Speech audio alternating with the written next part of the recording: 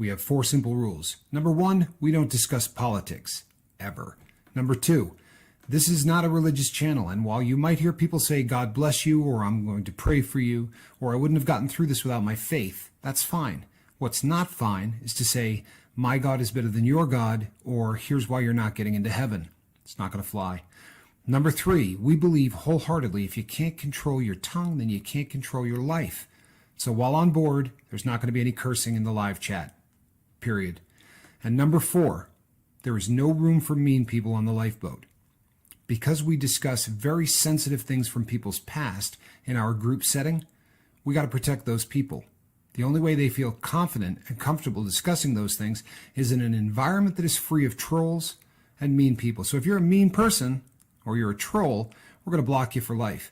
And if your account happens to be less than 24 hours old, we're probably a little suspicious right from the word go. Why? Well, because there are people in this world who enjoy being cruel solely for the sake of being cruel. It's not going to fly here. But if you're here because you're trying to get sober and live your best life, then you might find that the lifeboat is just that, a lifeboat. I'm Captain Tommy Scoville, and we will see you on deck.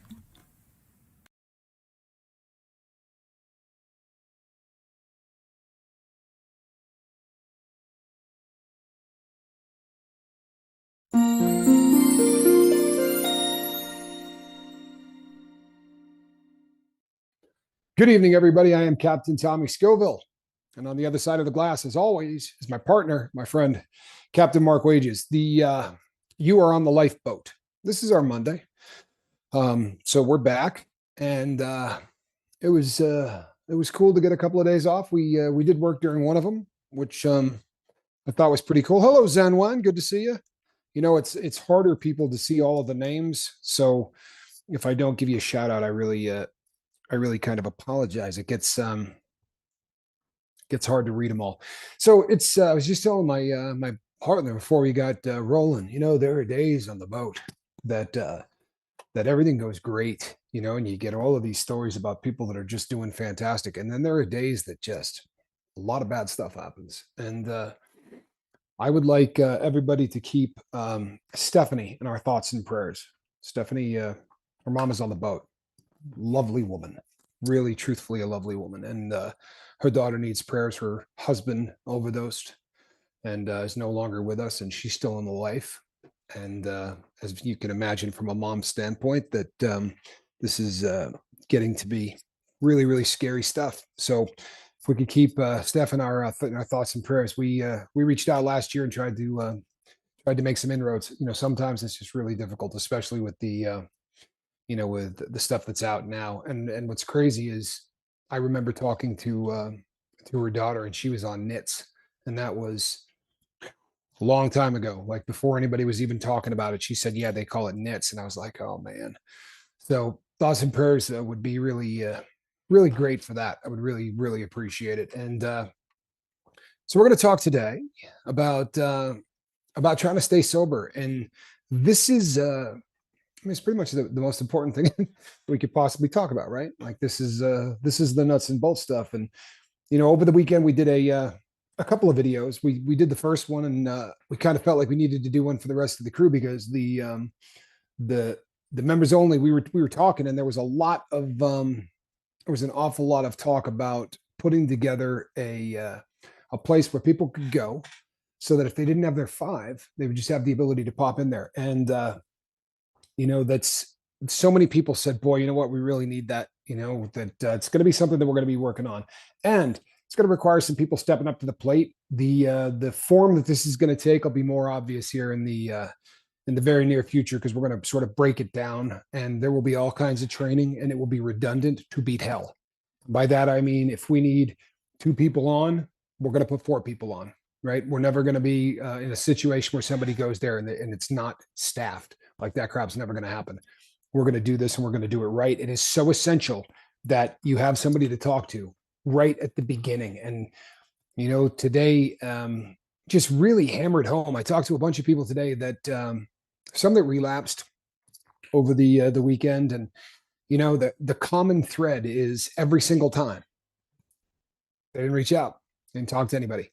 And You know what? I'm not picking on anyone, I assure you, but it's just as cut and dry as you could possibly friggin' imagine. If you do not reach out, you are going to end up using. And the earlier on in the game that you can reach out, the better, right? You don't have to wait until you got a needle in your hand to call somebody, because by that time, I assure you, it's too late, right? These conversations need to happen when you start feeling weird. And you know what? You can't tell me you don't know when you start feeling weird. I'm telling you, people, right now, I'm starting to feel weird. I really am. It's been a rugged day and a half. And there's just been a lot going on that is making me uncomfortable, right? Uncomfortable in my own skin. And it's not, I'll tell you right now, I'm not going to relapse. It's not going to get to that point. And I'm not even going to get into the mental part of the relapse, much less the physical part. Why? Because I'm here talking to a crap load of you and telling you exactly what's going on. And by the time this show is over, I promise you I'm going to feel better. Right. And this is the concept that needs to happen. I promise you. And you know, the really amazing thing is, it doesn't matter if you're a heroin addict or an alcoholic, or you're a victim of something else. Right. You know, you were over in Afghanistan and you saw stuff that you wish you hadn't seen. You do realize that it's always the exact same thing. We're in trouble when we don't let it out.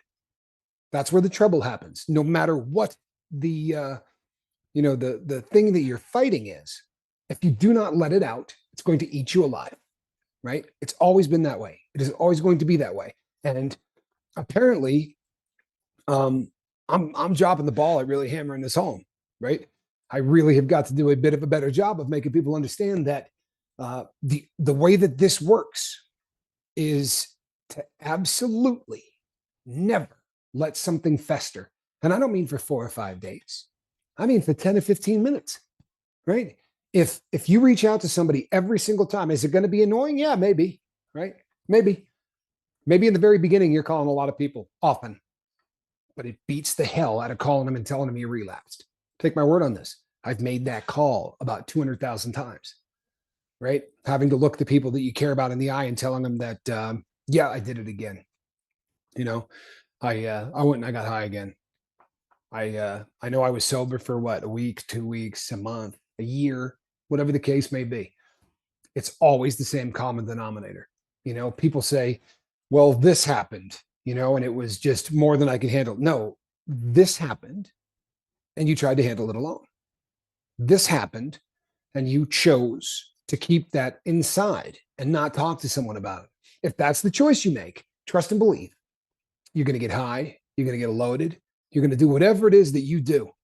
And I've been beating the hell out of people taking the time to journal for a really long time. And I'm certainly not picking on anybody, but it's such a great illustration. There was a message left by someone that said, you know what, I tried to journal, and it's just, you know what, there's really nothing sort of heavy going on in my life, right? There's nothing that's really dramatic. So I believe the person wrote about getting your nails done, right? Getting a dip that cleans the nails off or whatever, and sort of chuckled about that, and then said, you know what was really funny? Then I went to sleep and I had a dream about doing my nails. Please tell me that that is a huge flashing neon sign to every single person hearing my voice, right? Get it? What happens when we go to sleep? Our subconscious works through things. It may not be the most important thing in the world. It may be, right? It just really depends on what's going on. But if you dump what you got in your head right before you go to bed, your brain's going to go, okay, well, here's a list of some things that we need to work on. Now, more than likely, in fact, stone cold fact, she had a ton of dreams that night, a ton of them. She remembered that one because it was one of the things that she was concentrating on right before she went to sleep, and it made her chuckle. But there were a lot of dreams. Those of you who say, I never dream, you do understand. If you didn't dream, you'd be a raving lunatic, right? We wouldn't be able to have a conversation with you. You would be kooky, because that's what happens when people don't get rapid eye movement sleep. You don't get to the delta stage, really crazy stuff happens, right? You start getting to the point where you're talking to people who aren't there. You start hearing and seeing things that aren't there, because what happens, honestly, if you look at it from a logical standpoint, is you are going to start dreaming with your eyes open. Plain and simple, right? You have to let the subconscious of your mind work through things that you can't seem to work through during the day. If you want to break somebody, what the first thing you do to them is? Sleep deprivation. You do not let that person dream.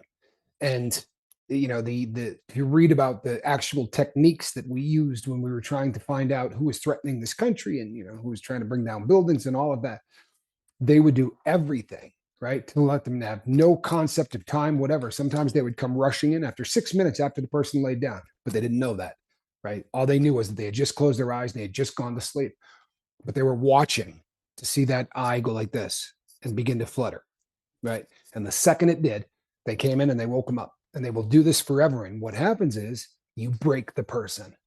Okay. If you start taking the time to dump everything in your head onto pieces of paper so that your brain can work through them. And if you say, I got nothing really heavy going on in my life, excellent, right? How good is that? I mean, that is winning the lottery. So write down what's in your head. It doesn't have to be dramatic. It doesn't have to be anything. It can be stupid. Hey, I didn't pick up eggs today, right? I'm going to give you an idea of what mine are like, right? I would really like you to understand this so that you get kind of an idea of where I'm going. Tonight's, I guarantee you, tonight's is going to sound something like this. Got a great watch in the mail. It's like 70 years old. No one's ever put it on. Look, Linda did an amazing job on this one, right? Hit this one out of the park. Then I'm going to say, I got an email from somebody in Florida, and it was devastating. It was one of those things that really just sort of knocked the wind out of me. That was one of 2 emails that I got today of someone that said there was an overdose that killed somebody, right? That was the second. I'm going to revisit both of those.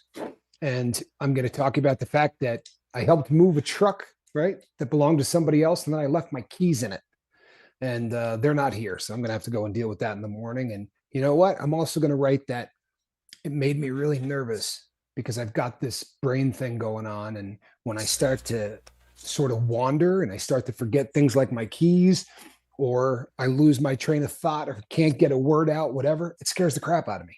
It makes me feel like, dementia is right around the corner because it's one of the things that they told me to be on the lookout for. It's one of the reasons I don't watch TV. It's one of the reasons I don't do all of those things, right? So that really messed with my head. Now, putting that down on paper tonight might make me have a dream about it. Might not, I don't know. But even if I don't remember it, my brain is going to start working through that because it is on my frontal lobe in a very big way, right? That's what my stuff looks like every single night. Some nights it's a lot more boring than others, right? If it had just been that I got, the watch that Linda helped me get, that would have been it, right? Hell of a day. You should see this thing, right? 70 years old. It's never been out of the box. It's absolutely breathtaking. It has the original band on it. No one has ever touched this. In my line of work, that is a dream you just cannot wrap your brain around, people. That's what you're looking for, right? That's the holy grail. That would have been great. But there was so much that happened on top of that. I got a email today from someone that, for lack of a better way to put it, this is an individual I clashed with, and I take absolutely no joy whatsoever in clashing with this individual at all. And the back and forth between this person and myself is sad. There's no joy in this. And I imagine on both sides of the aisle, there's not much joy in this. It sucks when you don't get along with somebody, and it sucks worse when you can't have a decent dialogue because of with all even all of the ways that we can stay in contact with one another. This right here, right? This is the top of the food chain. If that's not it, right, the next best thing is at least real time, like what we're doing right now. You guys are sitting and going bop, bop, bop, bop. You might not be able to see each other, but certainly you can respond instantly. Well, that's not what me and this guy have been doing, and that's unfortunate, right? It's unfortunate. And I'll tell you something else that happened last night, because I wrote the hell about out of it last night, and I have permission to discuss this. You know who I talked to last night? I talked to Niall Parkinson, and I will not lie to you. That was a really beautiful thing for me. There was a part of me that was very, very concerned that I was never going to talk to that man again. And that was something that I promise you, Mark felt the same way. This was something that we did not take any joy in him being, Say it. yeah, It did. It in a sucked. really in a big way. We did not want this guy gone. We actually care quite a bit about him. The amazing thing is this, somebody had given me a lot of crap about how we handled that whole thing. Somebody sent a really ugly, a couple of ugly messages about this is why channels like ours are dangerous and how we hurt this guy and this and that. And I said, when people take responsibility for the things that they do, healing can happen, right? The problem in today's society is nobody takes responsibility for anything they did and blah, blah, blah, blah, blah, right? Well, when Niall called, he said, I feel like I need to go in front of the people on the boat. You know why?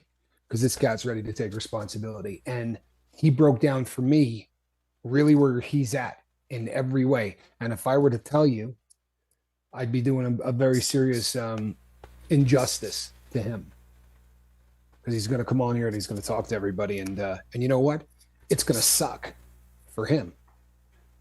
But, this is the kind of crap where healing begins. Very often, it sucks when it starts, right? It really is not always the best when we start the entire process. Seventh, good to see you. Always nice to see Seventh. So as far as keeping sober, people, routine, right? We talked about this the other day when we did mind, body, and soul. Routine is essential, right? You get this. Having no downtime is one of the best things that you can do for yourself if you're an addict. Downtime is really a bad thing. Why? Because your brain is going to wander to places that it doesn't need to, right? Somebody talked the other day in the comment section, and I didn't see it until the following day, but it said, hungry, angry, lonely, or tired. If I'm feeling any of those, hungry, angry, lonely, or tired, I'm usually on the way, and it's an acronym, right? HALT. You hear it a lot. And I used to always say it's G, like HALT or HALT G, because guilt's huge, right? But here's the king. If you start feeling like you're a little hungry, you can go eat something. Great idea, right? Get that hunger to stop, right?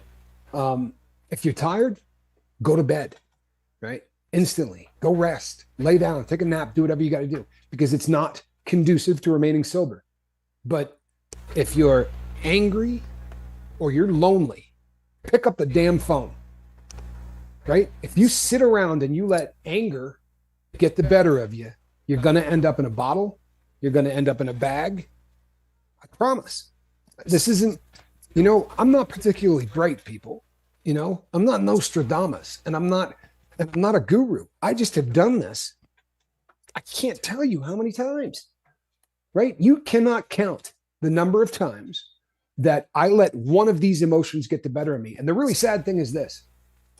We'll talk ourselves into a good relapse, right? So let's say I get into it with Mark, right? Mark and I are not getting along perfect or whatever the case may be. And I don't Yeah, talk to you him about jerk. it, right? Loser. And we let this go, right? Instead of the two of us just hashing this out, we both let it go. And it starts to fester. And with the next day, same thing. We don't talk about it. We come here, hey, you doing good. And then we just go on and we do the show. And it starts eating at the both of us. And then something happens. Like I get an email like I got today that said, you remember my daughter and the kids? Well, the father overdosed the other night. And your brain goes, that's what we've been waiting for, right? That's the one we've been waiting for.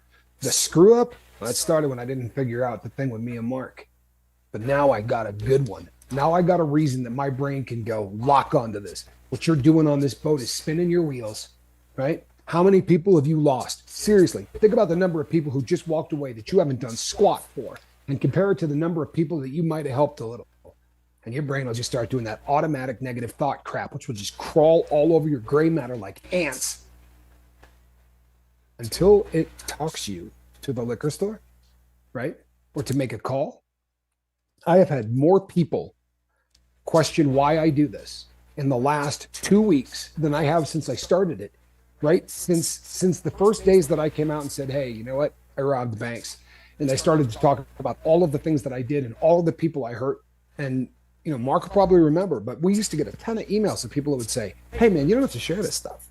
You don't have to tell everybody that. You're telling people way too much of your business. Okay? That was the prevailing thought when the boat started. Don't tell everybody all that.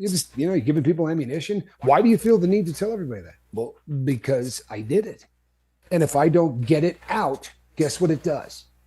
It eats me alive, right? It eats me alive. Somebody sent me an email and said, do you really have a 5? Do I have a 5? I got 3,617. Way more than a 5. Yeah, if it happens to be one of our days off, I got a 5. I probably got 10, and you know most of them. But in fact, you might know all of them. But the point is, I come here and I do this. And do you know how many of you come to the comment section and do this? I just saw somebody say something in the comment section. It said, I was 14 days sober. The last 2 days, I was not. I woke up this morning with the cop at my door with a hangover for a welfare check and family members who judge when I get drunk. It's an event. It is absolutely an event. Sadly, it's a 2-day event, and I'm not picking on you. I love the guy. I really do. I really do. I enjoy talking to him. I enjoy communicating with him. But the question becomes, why do we hear about it after the fact? I'm not picking on you, bud. You know I'm not. I am not. But it's such a great example. 14 days sober, right? You make a decision. And the decision is, I'm not reaching out to anybody. I'm going to go and do this because it's what you want to get done. The sad thing is, by that point, by the point that you say, I'm going to go get this booze, you're 2 days late reaching out because that didn't start right then. Trust and believe it didn't start right then. It starts with a tickle. It starts with a tickle in your mind. You start thinking, I'd love to just take a few hours off. Or, you know what? One of my favorite things was when it first comes on, right? Before you're kind of loopy and you can't really get much done. But when that first tickle, that little scratch at your nose first hits, and you start romanticizing about any of the crap that you did when you were getting high, you're in danger, like mad danger. You pick up the phone and you call somebody and you say, hey, something really screwy just happened. Really? What happened, right? Again, these people don't need to be Dr. Phil. Really? Tell me what happened. I started thinking about one thing that happened to me when I got high, and I started to think that, it was a pretty cool thing. Really? Was something going on before that? You don't have to have any answers. Questions do great. If you continue to ask somebody questions, they will figure out in their own head why they're deciding to go do what they're about to do. Right? How about if everybody just takes their right hand and puts it up like this and says, I swear to you, I'm not going to go buy booze. I'm not going to call the dope man. I'm not going to eat any pills. I'm not going to roll one up, right? I'm not going to stick a needle in my arm. I'm not going to do anything until I call somebody on the boat. You know why people don't take that? Because they know if they talk to one of us, we're going to talk you out of it.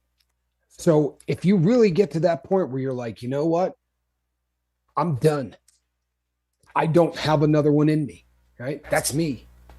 You don't have to come here, Tommy, and tell everybody everything you did. The damn right I do, right? Because if not, I'm going to find a way to do it again. I promise you. What if I just came here and said, you know what? I want to start a sobriety channel. I'd like to have some people. Mark and I are just going to come on here and we're going to talk. We're going to do a 1-hour show. I did get high in my previous lives. You guys know that. You guys ain't going to look at me the same way, right? But if I come here, I had one show, right? I had one show where I literally was so tired that I couldn't keep my eyes open. And every one of you reached out to me. Every one of you. And 90% of you didn't say, hey, man, are you high or whatever? A couple of you who did a lot of opiates said, I know you aren't high, but what's going on? Why are you that tired? Are you okay? Right?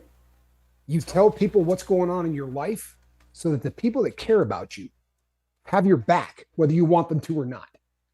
Right? For real. If you call somebody, I promise you, I call Mark tonight and I go, hey, you know what, bud? Today was the day I thought about getting high. I didn't do it, nothing like that. But today I thought about getting high. He's going to ring me about 3 or 4 times a day until he thinks I'm better. Right? I'm going to get text messages. You doing all right? Everything okay? Because when you tell people that are part of this whole circle, like you're 5, right? You talk to anybody and you say, hey, I'm having screwy thoughts. They're not just going to sit there and ask you a couple of questions. They're going to go, hey, and they're probably going to call one or two other people who are friends of yours. Do me a favor.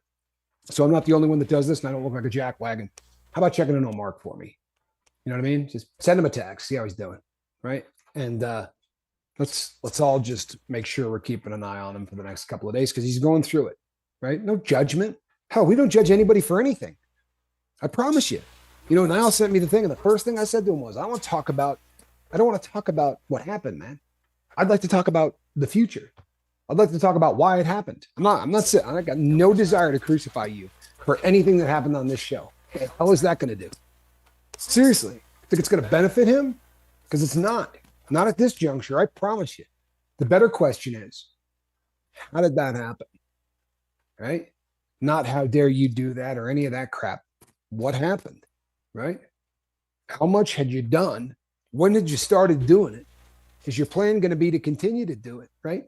These are the things that you ask when you give a crap about somebody. Right? You don't take any satisfaction, right? In being the guy that can look down someone's snout and go, you were loaded the other day, weren't you? Yeah. I called, you were slurring. Dude, what happened? Right? 14 days. Didn't make it. Why? And if you say it just happened, you know what? No, it didn't.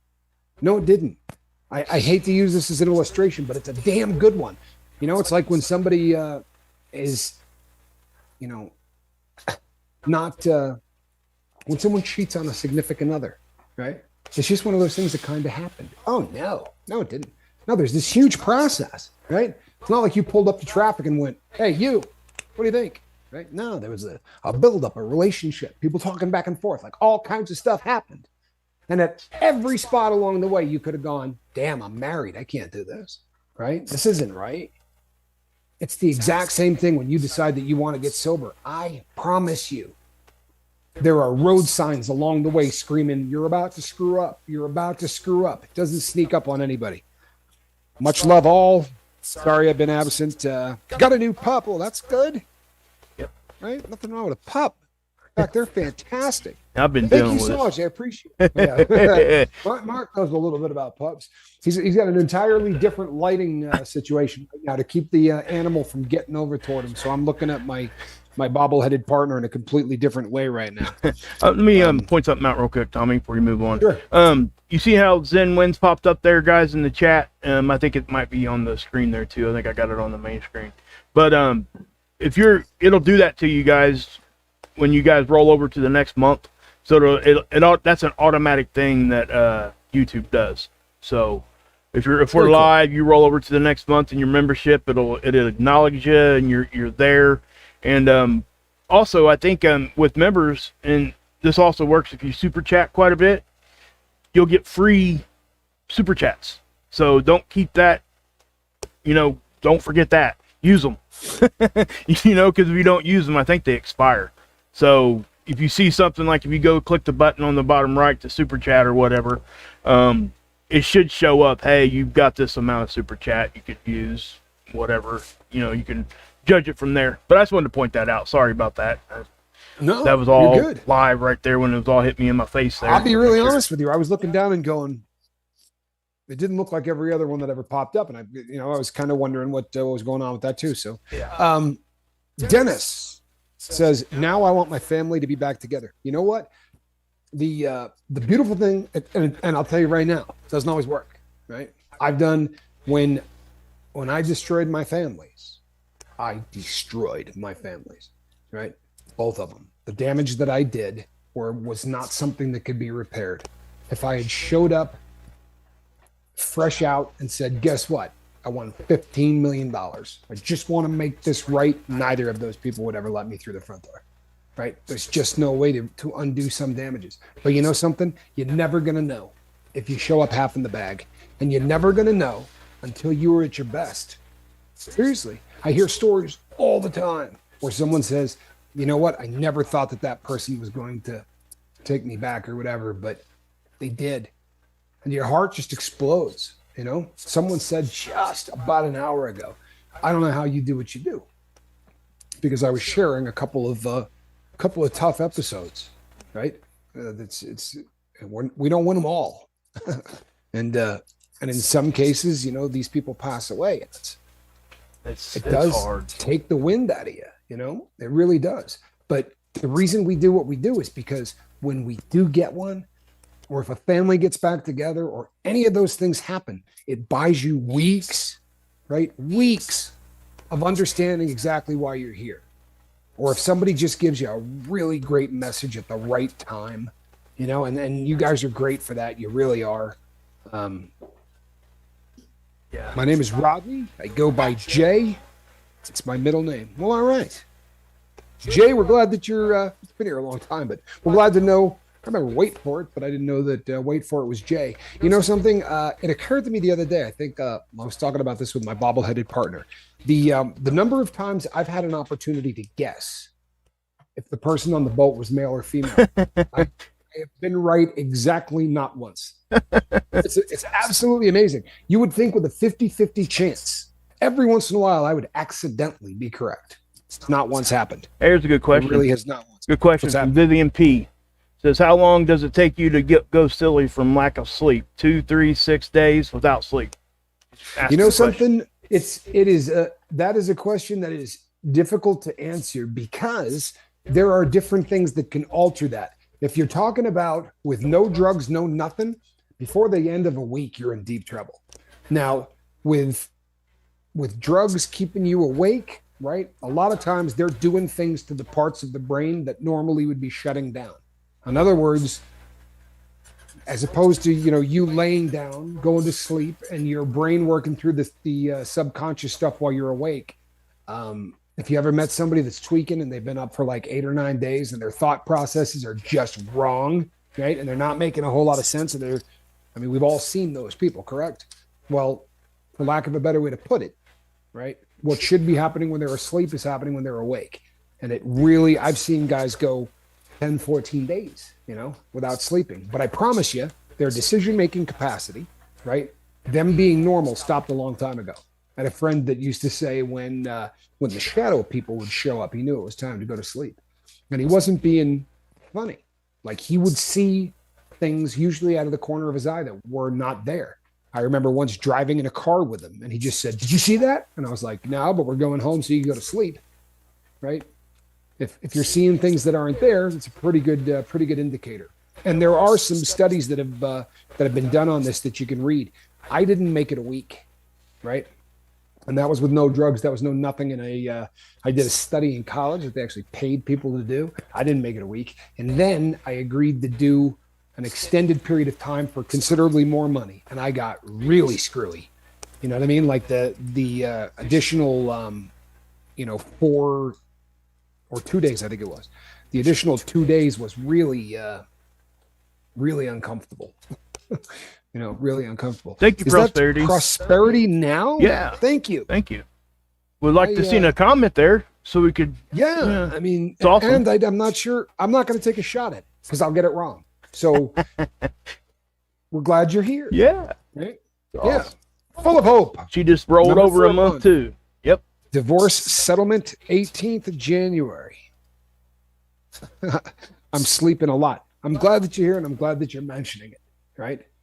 I know that this is tough, right? This is not someone that was married a year. And the best thing in the entire world that you can do until this crap is over is keep coming here and keep saying you're not feeling good and reach out to us and let us know, right? And there are people who go, you know what? I've been sober 25 years, man. I'm going to get through this. That's not the point. You understand? Yeah. That's not the point. Even if you can get through, keeping it inside, right? And trying to fight through stuff when it's absolutely parked on your emotion part of this, bad crap's going to happen. We want to slide the thought from the emotional part of your brain or the reactive part of your brain, right? Up to that frontal lobe, the part that can be logical, right? And say stuff like, yeah, actually, that doesn't make any sense. And, Mark and I are great about that. The two of us will get together and start bouncing ideas off of one another. And sometimes you think you got a really good one. And, you start to talk about things. And when you hear yourself actually say it out loud, I can't tell you the number of times where we'd go, you know what? I take that back. Yeah. Yeah, that was not, let's move on. That wasn't a great idea. it works this way in everything, but you realize that we're not normal, right? Our problem is not like other people's. If people who are in the normie community have something going on in their life and they don't talk about it, they can become jerks, right? They can get agitated. They can be short with their kids. Like all of these things that can happen, we just run to the dope, right? It's completely different for us. But nobody should suffer in silence. And if you say, well, I'm not suffering, you know what I mean? It's like, it's not really bad. I'm just a little pissed. No, don't have anything in your dome that's unresolved. You know, the advice they used to give newlyweds is, man, you never go to sleep, right? If you're angry at one another. You heard that one? Yep. Don't ever go to sleep if you're mad at that. Never go to sleep during an argument, right? It's great advice, number one. What did Papa Scoville used to say? What's that? What Papa Scoville used to say? He used to say that the world always looks better when the sun comes up, right? When the things always look different. Never make a decision when it's dark out. That's so Never cool. An important decision. Well, it was a great one, right? Yeah. Never make an important decision when it's dark out, because when the sun comes up, things always look a little different. And I remember calling him at times, and he's like, you know, like, you feel it's the end of the world, but you look outside, it's dark, right? It's a little gloomy, it's a little depressing. But when the sun comes up over the mountains, they usually have a different way of feeling a lot different about who you are and what's going on in the world. And sadly, a lot of people don't make it till the sun comes up, right? A lot of people hop in a bottle, or they call up a guy that they know can be there in 15 minutes, and you don't even have to pay him till payday, right? The practice of holding things inside has never, and I mean never, not once, benefited anybody, ever. And if that person happens to have had a habit of any kind, it's not just a bad idea. It's friggin' dangerous, right? It's the fastest way for you to start the process. And you understand what I mean by start the process, right? At first, you just get those tickles, those stupid thoughts.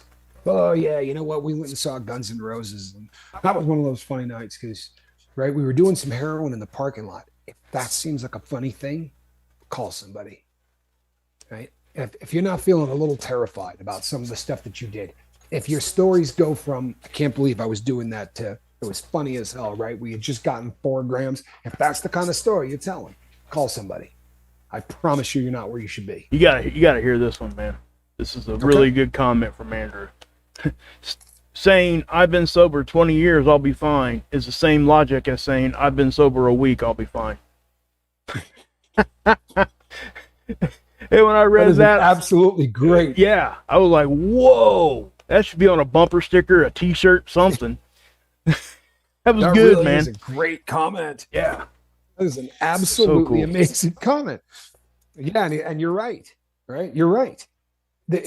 What's sad is we do believe that, you know, you get a little time under your belt, and you know, now I'm good. I'm bulletproof, right? Yep. Nobody's ever bulletproof. I don't care how long you have been sober.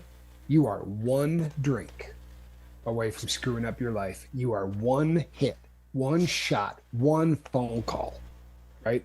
Yep. Away from destroying everything in your life. And you know, I don't want anyone to misunderstand me, because let's say you are sober 22 years and you go out and you tie one on, and the next day you call up and you go, I can't believe I did this. I drank last night. You don't know the guilt. Okay.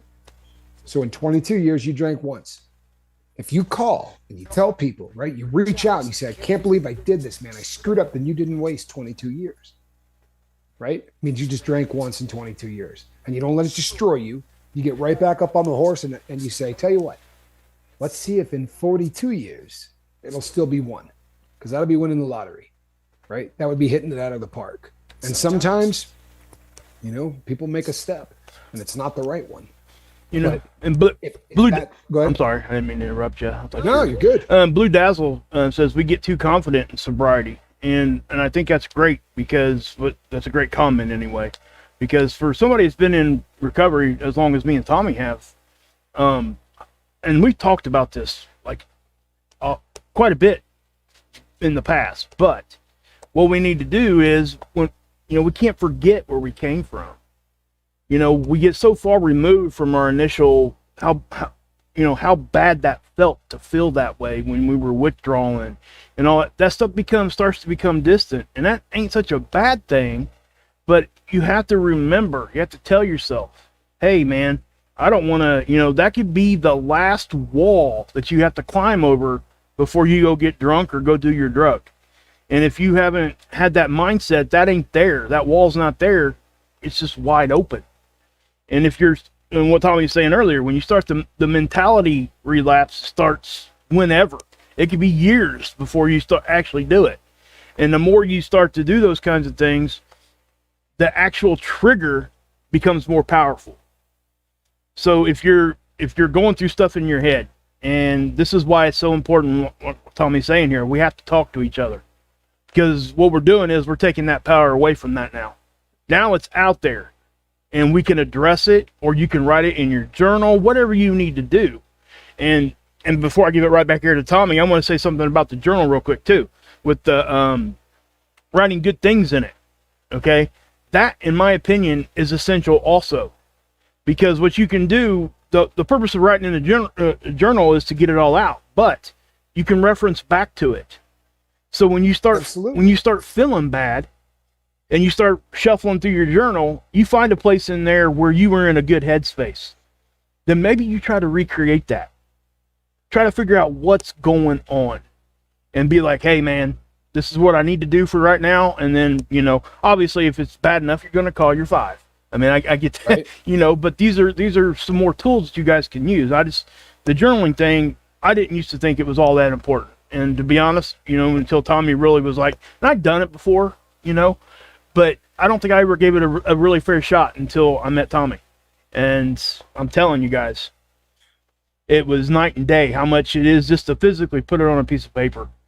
And if you're in a car, do the audio thing, do it. Right. There's no sense in not. We all got Bluetooth and stuff. Most of us can kind of figure that kind of stuff. There's a million ways for you to do this. There's no excuse whatsoever to not do it. Well, I was driving. Good. Record it.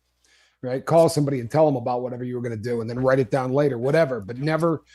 Great comments too. Zenwin says, same with me. My drug of choice, I stayed using an extra 5 years because I figured I could control it. And I just did a little bit every single day. 5 years. Yeah. Right. And then Wait for it says, my addiction sometimes convinces me that the years I spent in prison weren't actually that bad. Now, how stupid is that? You know what? I understand exactly what you're saying. If you've never been there, people, prison can sometimes be really funny. You got a bunch of guys who, who have nothing to do, who sit around and try to make each other laugh because the rest of the options are really horrible. And some stuff that you might not find really funny, convicts tend to find funny because we're looking for something to laugh at all times, right? And it's boring and it's funny until it's terrifying. And then once it's terrifying, it's just god awful. But I know what you're saying. And I'll be honest, right? The best thing that ever happened to me was my last prison sentence. Yeah. Does not mean though that it didn't suck.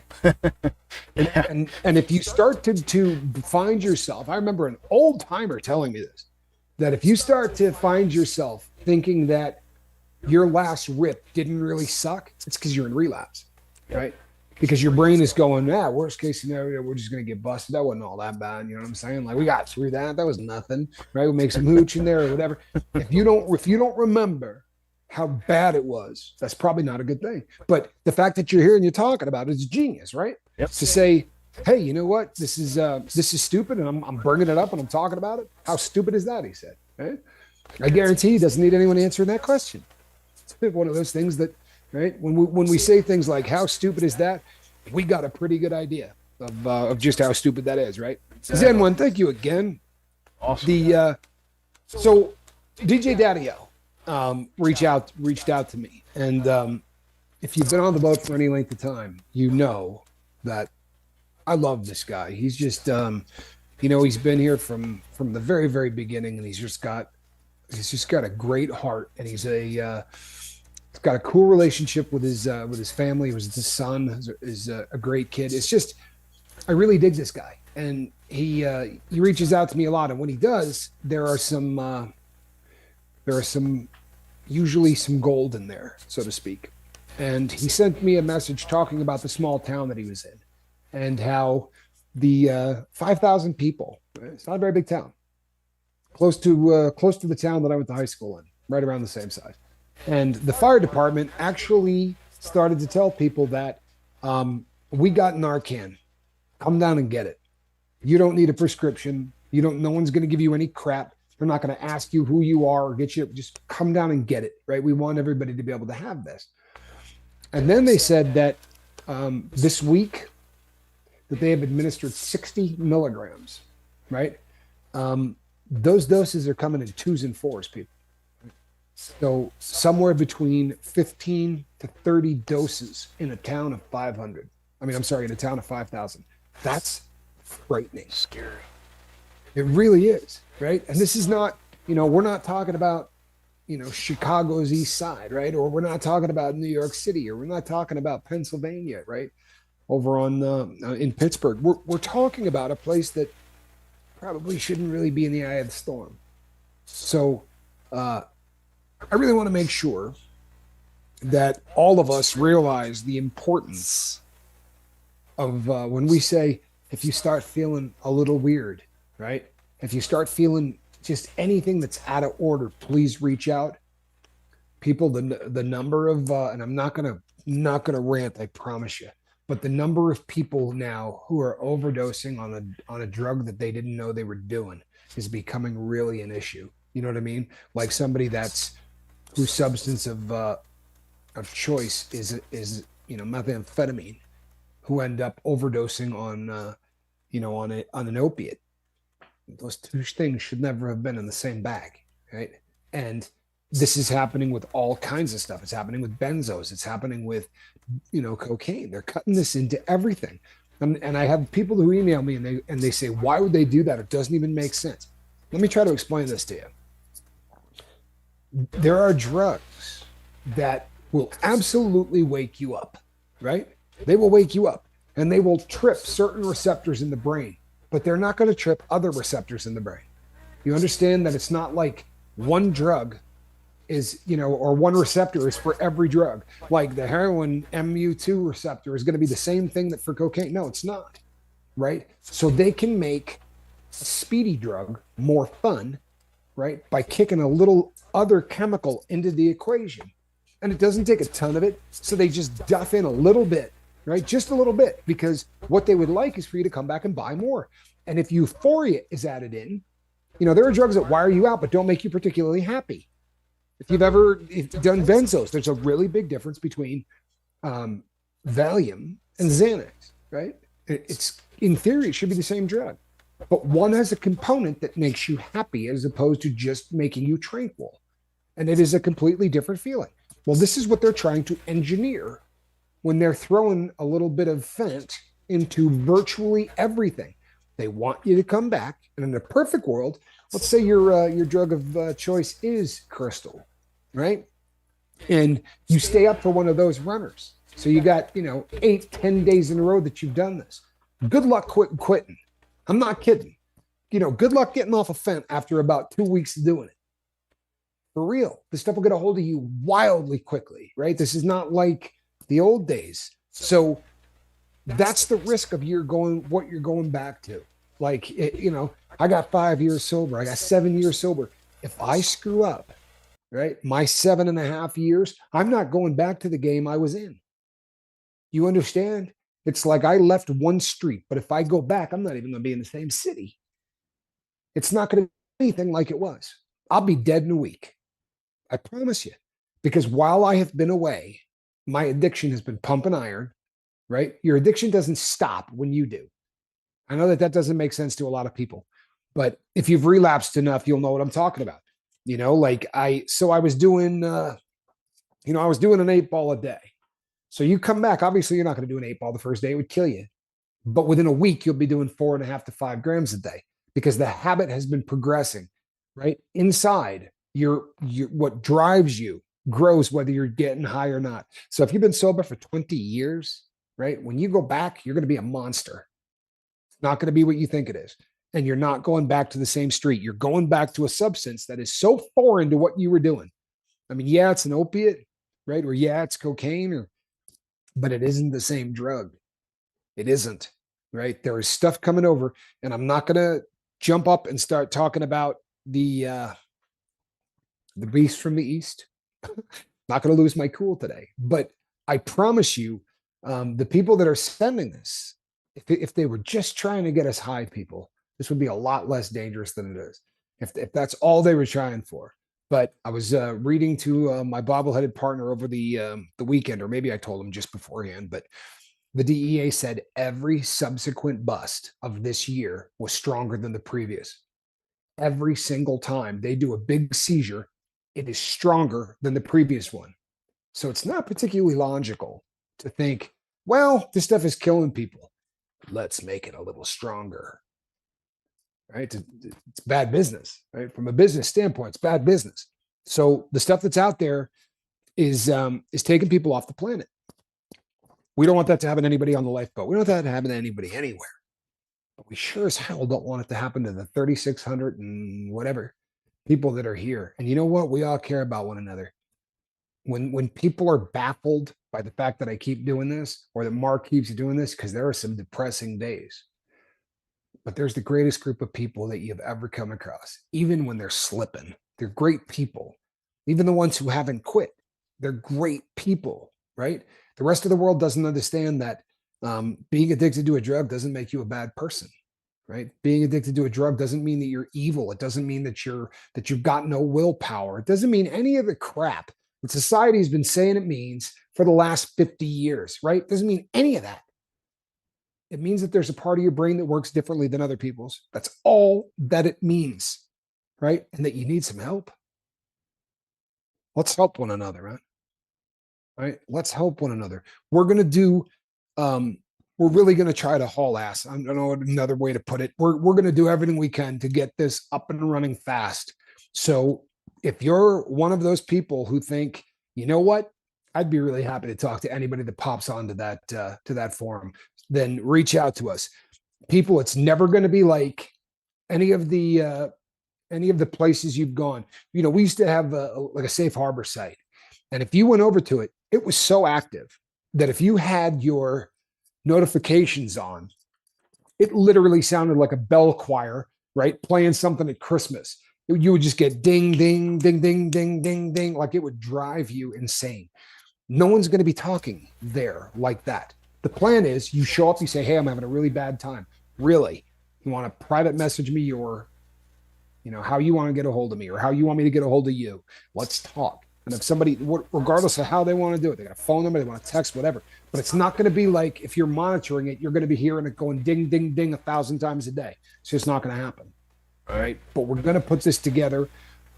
If you are interested in being someone that will talk to people and be there for other people on the boat, you do not need to have 25 years of sobriety, right? You don't need to have any of that crap. You need to be willing to talk to somebody.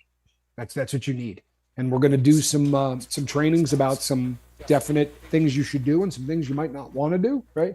We're going to spend a little time doing that. But if you want to reach out to me at CaptainTommyScoville@gmail.com, or you could hit me at sober@myyahoo.com, or you can hit my bobbleheaded partner at Blue Cool 52 at gmail.com. You know what's funny is 52 is my favorite number. Right? It's always been my lucky number. Really? But I can never remember where it, you know what I mean? Why like if it comes is first, if it comes last. No, it just always seems to screw me up as far as where in the, I know it's 52, but I can never remember where it. In your passwords and stuff like I do. Yeah, like when you're trying to enter it in somewhere and it's like, is it in the front? Is it in the back? What do I do here? Yep. But yeah. Leisure says the live stream will block phone numbers. It will. You're not going to be on a live stream, right? This is going to be the equivalent of like a Facebook group, and we can have it in more than one. You know, you could have it on WhatsApp, you could have it on Facebook, but it's not going to be like a live feed that you just pop onto. Right. Obviously, that wouldn't work because you wouldn't be able to do anything like that, right? We want to. The nice thing about Facebook is if somebody pops over there, you could instantly say to them, PM me, right? Yeah. They don't have to put their number up for the entire world. They can just private message the person who just said, hey, I'm here to talk to you. Right. And you can go from there. So that's what we're going to be doing. It won't be here. It will be, you know, but we're putting this together. And there's a lot going on too. There is going to be some very interesting things happening in the very near future, right? We have a growing epidemic, right, on our hands. and it's something that needs to be addressed. And we're going to be talking a lot more about that. Not the way that we have, I assure you, and not so much here. There are going to be some places that you're going to be able to go in the near future. For instance, you'll be able to go to a website, right? And there's going to be some information there that can help people that are just looking for informations. And the website is actually called agrowingepidemic.com. So that's coming. This is something that we've been getting put together and working on. So it's gonna get bigger and it's gonna get better because it has to. But we're gonna need some help from everybody here. And make no mistake, people, right? This is gonna get bigger and it's gonna get, it's gonna require more need or whatever. But right now, today, right on Friday, the 13th, by the way, the 13th of January, this is family, right? We're a small little YouTube channel right now where we all really know one another. So let's get this put together so we don't lose anybody here, man. For real. I don't want any more of those. I know that Mark doesn't. I know nobody here wants that ever again, right? We don't want that email. We don't want that text. And I swear to God, we can stop it from happening as long as you're just willing to reach out, right? The second you start feeling squirrely, if you don't reach out, right? Maybe you need to do more, right? Maybe you're not, and I'm not being a smartass. There are people for whom they haven't done enough dope yet, right? Haven't been drunk enough times. When you get to the point that you're ready, and you really have done it enough, man, reach out. Regarding memberships and the join button not showing up on phones and iPads, this might work for some people. Click the link I'm about to post. Okay. And let me address that just real quick. Guys, Microsoft and Apple do not work good with each other. And that's the whole issue. We're here on YouTube, and it's through your Google account. So they don't make it easy on each other. So when you're using it can get done. I'm not saying it can't get done. It's just you have to go through a little bit more hoops. And Fee and her son and I've been working on it a little bit myself, trying to figure out how to make it as easy on you as we possibly can. It does suck that you can't just hit the join button like you can when you come through Google. You know what I mean? Come through our YouTube accounts. Right. It makes it hard. But yeah. Dennis, I am so glad you didn't go to a party tonight. I'm really glad that you're here, man. I really am. Welcome to the boat. I'm glad that you're here. Stick around, right? Yes, please do. Thank you, Lady Stefano. Yes, please. Thank you for helping your mama. Yep. He found out about this. If it works, you can thank him, and we will. And he's the one that designed the little Tommy icon emoji. There would not be the virtual Tommy, yep. Right? If it wasn't for him, there would be no virtual Tommy. It's awesome. Love you all and have a blessed evening. Thoughts and prayers, please. Continuing for our brother M Hunt. He's fighting that C+ math. Hi, Ilea. So it's he's fighting the math, and man, when you've got the massive climb ahead of you, right, of doing everything that you have to do in order to walk the line, it is really tough to be having that at the same time. We are absolutely here for you, M Hunt. Love you, brother, and you can reach out if you're just feeling like you want to talk. Right, we're always here. Spirituality through capsaicin. There you go. Eat you a ghost pepper, my brother. Yeah. Find some spirituality, baby. Hey, I'm on 3 days again. Congratulations, man. That's awesome. Hey, Fee. That's awesome. Tell Stefano to email me. Maybe we can work this out together and try to figure this out, because it's not easy to fix this. There's YouTube videos out there, guys, but I don't think it works for everybody. But Ilea made a great suggestion just now. If you're having problems on your phone doing it, try to get onto a PC, because that will help a lot of time. Hey, there you are, Stefano. Good to see you, bud. Yeah, there he is. Email me, man. Maybe we can put our two domes together and maybe figure something out. Hey, Leisure, we love you too, man. We love you too. You know what? I also got an email from Idaho, and the governor in that state cares. There are politicians that are hearing us, people. There are politicians that are getting the memo, and there are people out there that are literally starting to kick ass on this thing. So if we just keep doing what we're doing, I promise we're not going to do it so much that it bums you out. But there's not a lot of us yelling. But I promise you, it's making headway. It really is. It is. And you know what? That feels amazing. It really does. It feels amazing. So let's well, we got to congratulate Blue Dazzle. She just got her life jacket on, so she figured out an Apple product there. I think that's Look awesome. at that. Look good, looking good. Good, Stefano. Thank you, and to everyone. Danny Fudge, do you have any opinions on antidepressants? I was on them and stopped about a year ago, but things have spiraled out of control lately. I have absolutely nothing against antidepressants, right? There is a brain chemical called serotonin. The vast majority of all antidepressants are selective serotonin reuptake inhibitors, right? So they regulate your own chemicals in your brain, right? And serotonin is a brain chemical that makes you happy. That's literally what it does. It brings joy and it brings satisfaction. So if you're off of it and it doesn't feel like it's working, brother, then talk to your doctor and get back on it. No one is ever going to give you a lick of crap about being on an antidepressant. I personally have spent a lot of my life taking Buperon, and I think it's an excellent antidepressant, right? It goes under the name Wellbutrin. And I do not see a thing wrong with them. There are people out there that want to rail against them. I think that they have a great use. They're not for everybody. Nothing's for everybody. But for people that need them, antidepressants are an absolute godsend. That is my opinion on that, my friend. Yes. Don't ever quit taking something cold turkey, no matter what it is, without talking to your doctor.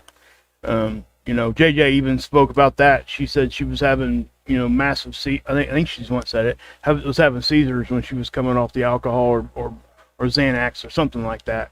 But that's exactly the thing that we're talking about. We don't want anybody to get into that situation, because it's better that you, I hate to say it like this, stay where you're at until you can get to a doctor in that situation.